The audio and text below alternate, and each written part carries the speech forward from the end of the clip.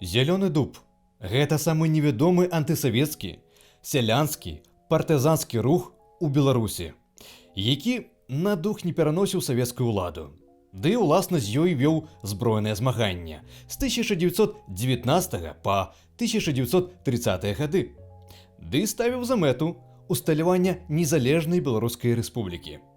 Пэўна, вы пра яго не чулі. Ад таго гэтая тэма ўзрушвае свядомасць. Як такое схавалі ад нас? Вось вам схема, як стварыць антыкамуністычны рух.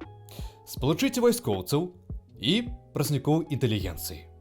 Дадайце каліва замежнай збройнай падтрымкі і вялікую любоў да беларушчыны.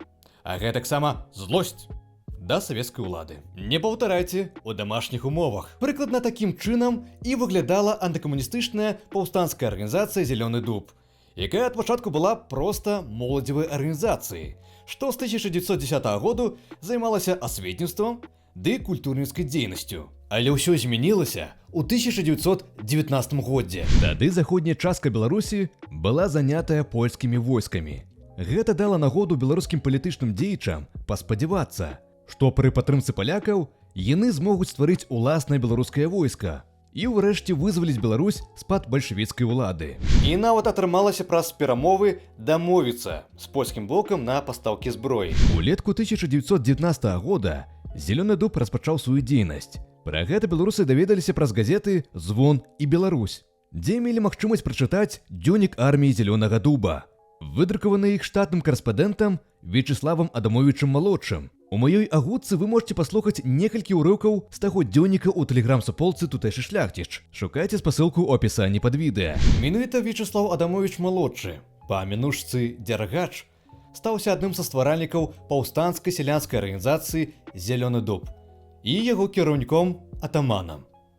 Яшчэ ў 1919 годзе пад яго кіраўніцтвам існаваў партызанскі аддзел, які вёў баі з бальшавікамі. Але ж толькі ў восень 1920 года паўстанцкая сялянская арганізацыя «Зялёны дуб» аформілася канчаткова. Цяпер у яе з'явіўся ўласны галоўны штаб Лунінцы, які ўзначалі вайсковы дзеяч Владзімір Ксеневіч па мінушцы Грач. У арганізацыі быў і ўласны ідэолаг здаровага чалавека Антон Левіцкі, больш вядомы як Ядвігін Ша, дзеяч беларускага адраджэння. Збольшага ў складзе штаба былі працаўнікі інтэлігенцыі, а ў складзе паўстанцкіх аддзелаў пераважна сяляне. Асноўнай задачай штаба было гэтыя паўстанцкія аддзелы укамплектаваць, узброіць і адсюль скіраваць для баявых дзеянняў у савецкую Беларусь.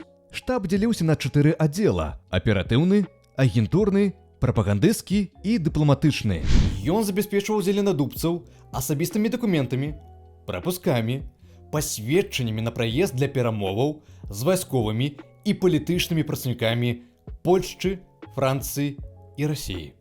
А гэтаксама каардынаваў дзеянні паўстанцкіх аддзелаў, а яшчэ меў уласную печатку з 3 дубовымі лісткамі. Кіраўніцтва «Зялёнага дуба» здолела сфармаваць атрады, якія агулам склалі 400 ваяроў. Гэтая колькасць дзелілася на пяцёркі. Задача кожнай пяцёрцы было стаць ядром асобных паўстанцкіх аддзелаў і прыцягваць да сваёй баявой дзейнасці незадаволеных бальшавіцкай уладай сялянаў. Партызанскія атрады збройна змагаліся у слуцкім, мазырскім, бабруйскім, барысаўскім і ігуменскім паветах. І прыцягнуць сялянаў атрымалася. Зеленадубцы злавілі іх настрой, які лунаў у паветры. Сяляне ўжо зазналі на смак, што такое савецкая ўлада. Як гаворыцца, дзякуй, нясмачна. Зялёныя партызаны лічылі бальшавіцкую ўладу ў Беларусі з'явай выпадковай і варожай для самой існасці беларусаў. Галоўнай мэтай ставілася адрадзіць незалежнасць Беларускай Народнай Рэспублікі, згодна з чым быў зацверджаны статут арганізацыі, паводле якога мелася весці безупынную барацьбу з бальшавікамі і ў выніку правесці уставны сход, які мусіў, сярод іншага, вырашыць зямельнае пытанне, якое акурат іх хвалявала сялянаў. 12 кастрычніка 1920 года у Рызе палякі падпісалі з савецкім бокам дамову о перамір'і і умовах міру. Гэта паспрыяла самаму актыўнаму развіццю збройнай партызанцы «Зялёнага дуба». Што можа выглядаць збоку дзіўна, бо ж падпісанае перамір'е. А значыць, збройная дзейнасць мусіла сысці ў нябыт. А вось палякі спрабавалі перагуляць савецкую ўладу. З аднаго боку, у рэзе яны замірыліся, а з іншага, польская выведка працягвала пастаўляць зброю і сродкі на ўтрыманне антысавецкіх аддзелаў. Пра гэта ўзгадываў у 1939 годзе вязень унутранай турмы НКВД, якую звыкла мы называем амерыканка. Ян Капешка па мінушцы Густалес зазначыў, што калі адступала польская армія, то пашла пагалоўская. Нібыта гэтае замірэнне з'яўляецца часовай з'явай, што падарыла надзею на працяг змагання.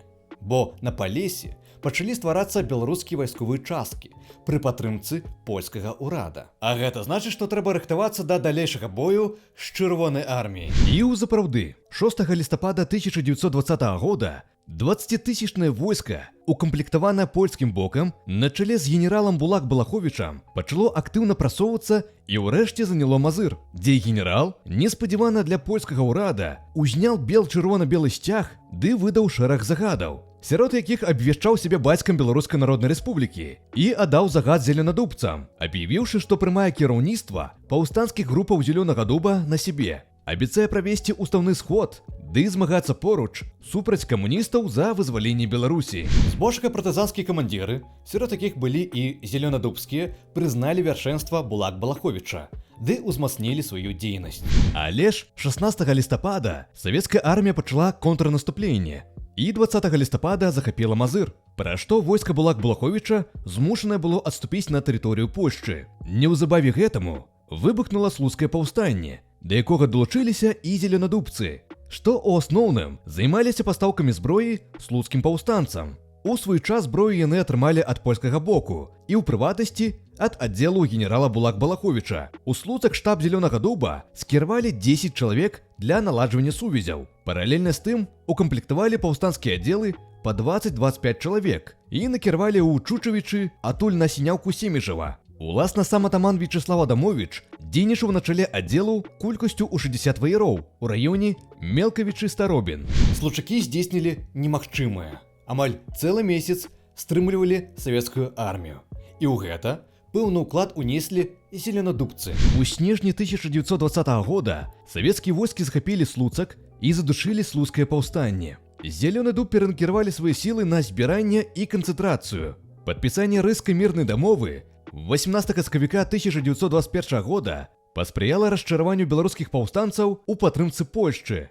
Савецкі бок прыклаў усе намаганні, каб схіліць польскі ўрад спыніцца падтрымліваць беларускія паўстанцкія аддзелы. Да таго ж, бліжэйшае атачэнне кіраўніка Польскай Рэспублікі Юзефа Пілсудскага палічыла беларускі антыбальшавіцкі рух у Беларусі непажаданым і нават шкодным. Гэта паспрыяла прызнанню часткай камандзіраў Зелёнага дуба адзіным прадстаўніцтвам беларускага народа менавіта эміграцыйны ўрад Вацлава Ластоўскага і падштурхнула далучыцца да яго. На жаль, пасля 1921 года звесткі пра Зелёны дуб абрываюцца і ўзнікаюць толькі да пачатку 1930 года.